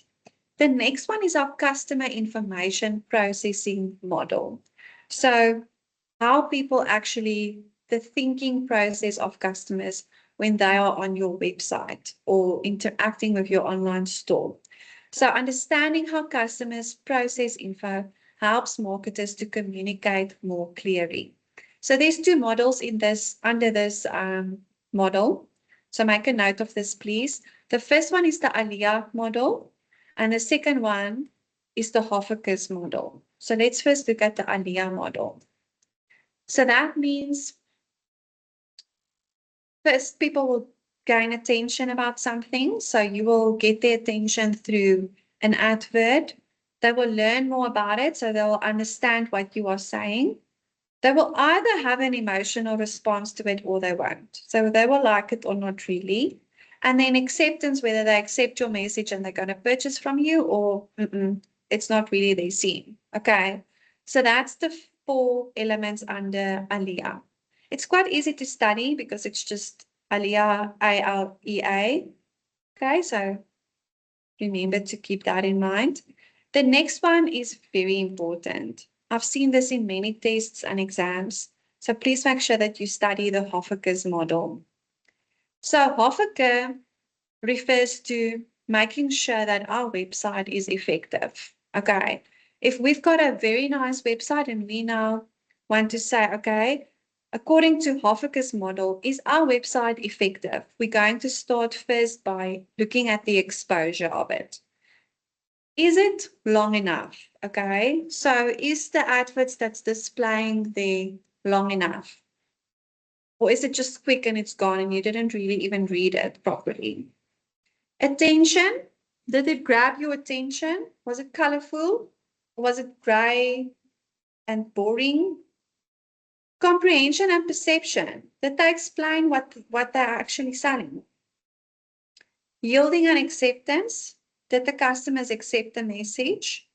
Okay, how do you feel after reading what's on the website? And then lastly refers to retention. So that's the recall by the customers. If you leave a website and you close your eyes, what do you remember of that website? Was it the color? Was it what is it that you can recall? Okay. Please make an NB next to this. This is a really important Hoffaker's model.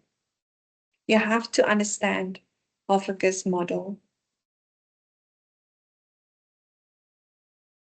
Are these elements of Hoffaker's model clear to you guys? Do you want me to do another example with you? Yes or no? Are you guys okay? All right.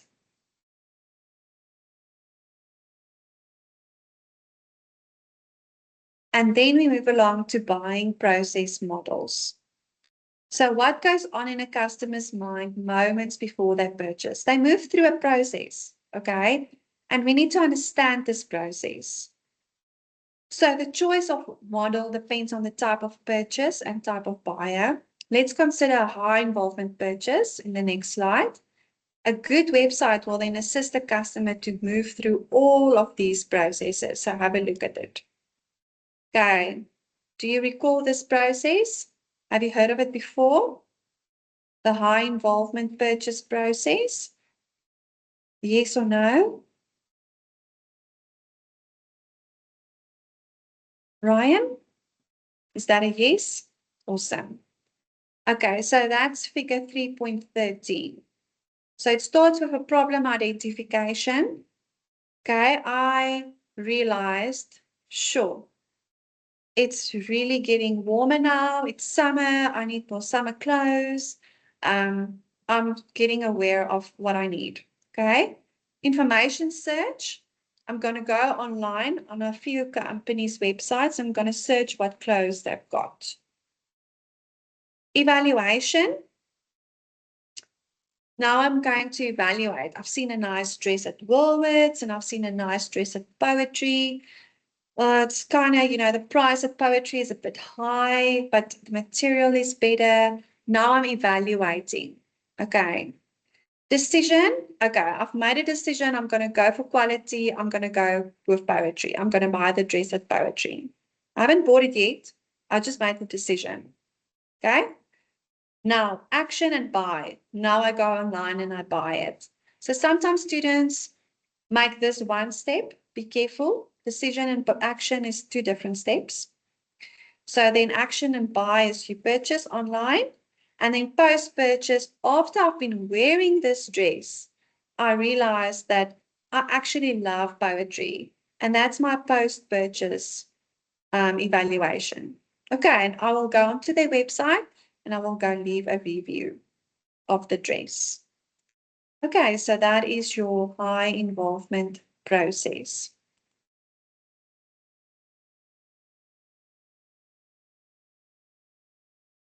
So this is also the butterfly effect that we mentioned earlier, where people are in and out on websites, then they decide they want to do it, they don't want to do it. And we call this a dynamic customer journey. People speak to other people about what they want to purchase. Then they're back on your website. It's a dynamic process. Okay, you don't need to know this figure off by heart. Just understand that what a customer buying process can refer to a dynamic process. Okay.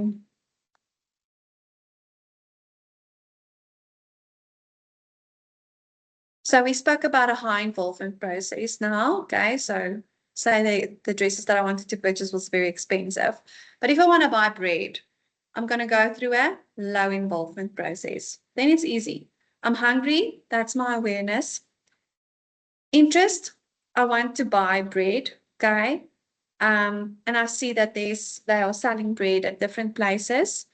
Desire, I would love to purchase bread from this specific bakery. Action, I'm on my way there, I'm buying it. Okay, so that's just a quicker process. You don't need to go through everything if you purchase a cheaper product. So the process itself is so much quicker.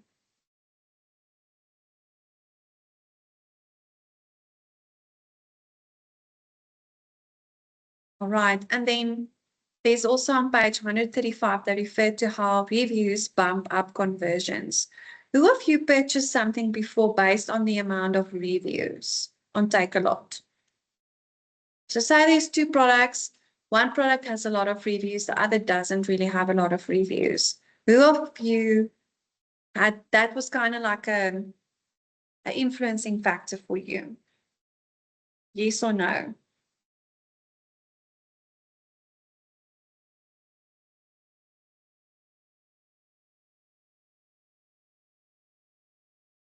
Thumbs up if that is something that influences you. Okay, thanks for that, Samkelo. Definitely. Okay, if it's the same product, I will go with the one with 5 reviews instead of the one with nothing, because there's obviously people that said that this thing works or there's issues with it or whatever. Okay, so please refer there to page 135. Okay, guys, then I've touched on the most important elements in that chapter in terms of the models. I'm now going to move over to chapter 6, okay? It's been a long morning. This is our 3rd hour, so please bear with me. This is the last chapter, and it's also, I like this chapter very much. So let's push, get a glass of nice water for yourself, fresh water, so that you are, can pay some attention in our last bit together. Okay, so you can refer to page 273. So the advantages and disadvantages of social media marketing is probably something that I see every year that they like to ask. So please make a note that you have to study advantages and the disadvantages of social media marketing. Can you guys give me one advantage of using social media marketing? Type it in the comment section. I just want one advantage. What do you think is the advantage of using social media?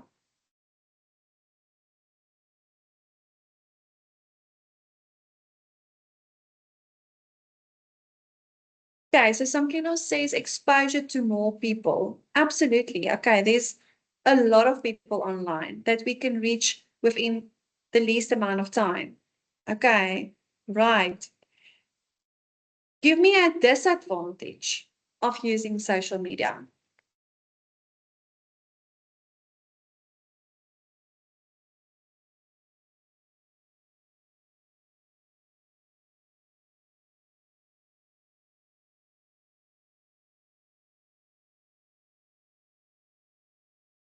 A negative review that can tarnish the business reputation.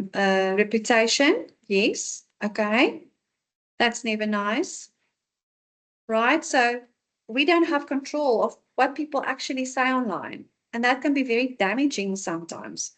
But it can also be changed in a positive thing if you react positively and if you deal with that unhappy customer in a good way. Okay. So, yeah. So if you go to page 278, please page there in your textbook, 278.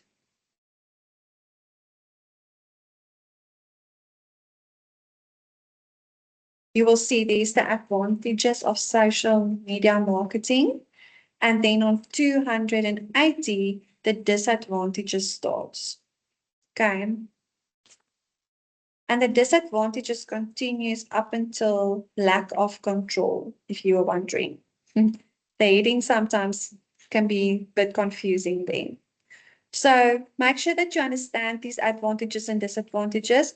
Usually this question is one of those where you think you can thumbs up the answer because obviously it's an advantage and obviously it's a disadvantage.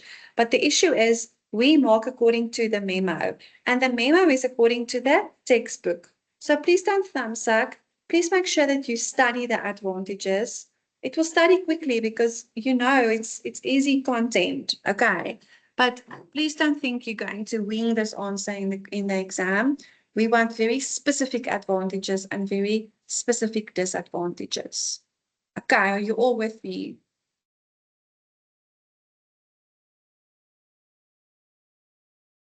Thank you. Okay, so social media mistakes. I want you to quickly take out your phone and I want you to go to Instagram. Okay. And then on Instagram, I want you to go to John Deere page. So there it is. The name there, John Deere A&E. So Africa, Middle East. That's the page you need to be on. Okay, are you all there? Just give me a thumbs up.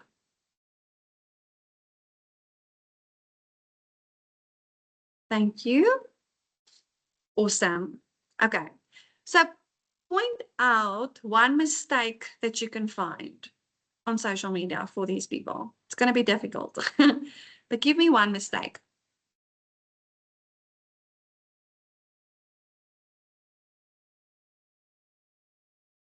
You can refer to page 283.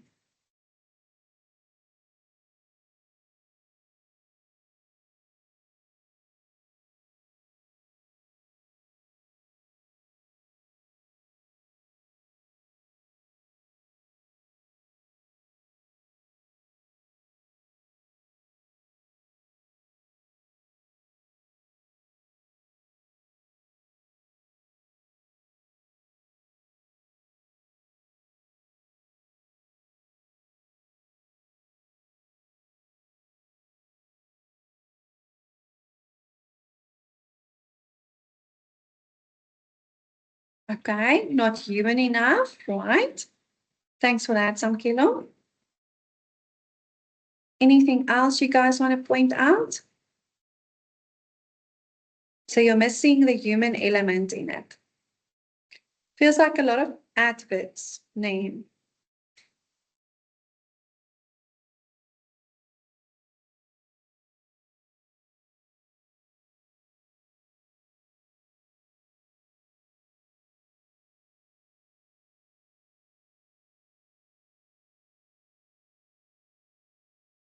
Anyone else?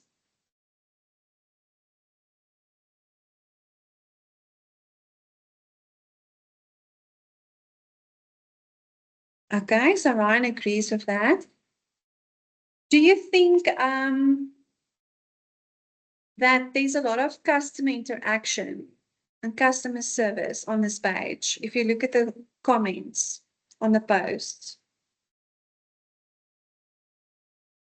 Yes or no?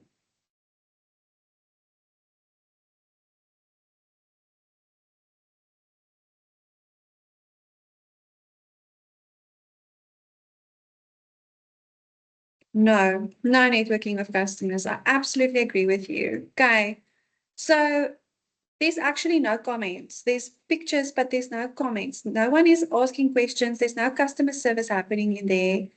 So if you go to page 205, 285 in your textbook, you will see that there is 10 common social media mistakes.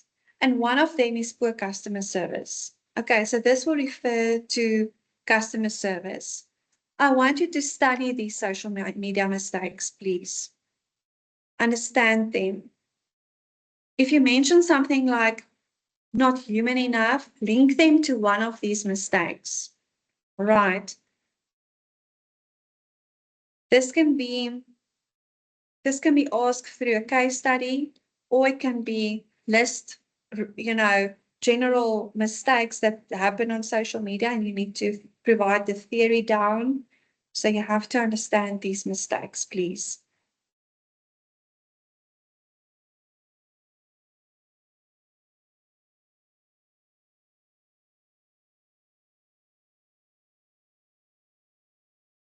Okay, and then our last bit of this chapter is social media optimization. Okay, just quickly want to get the page number for us.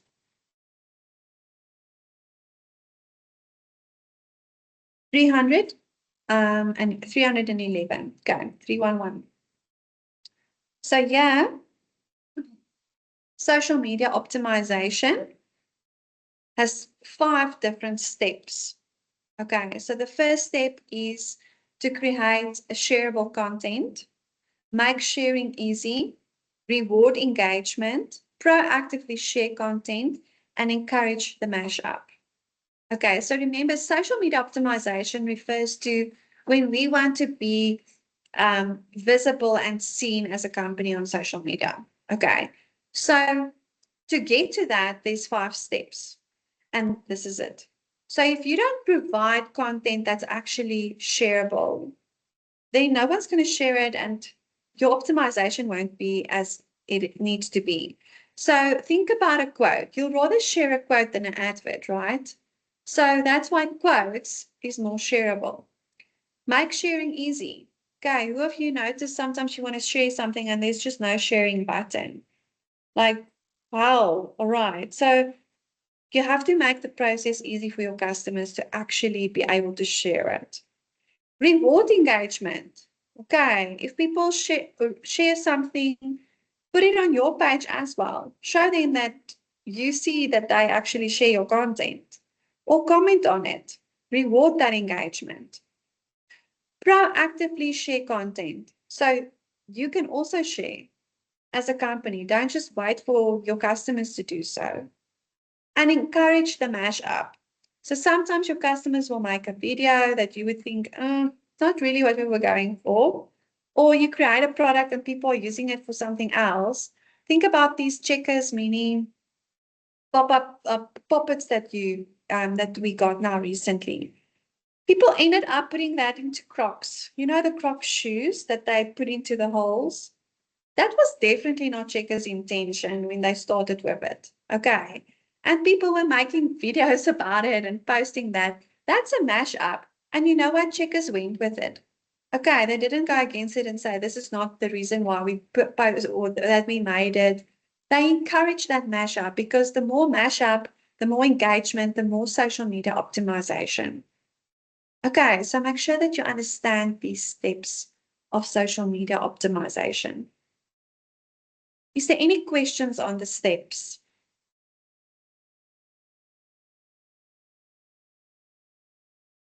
Are you guys all good? Awesome. Thank you.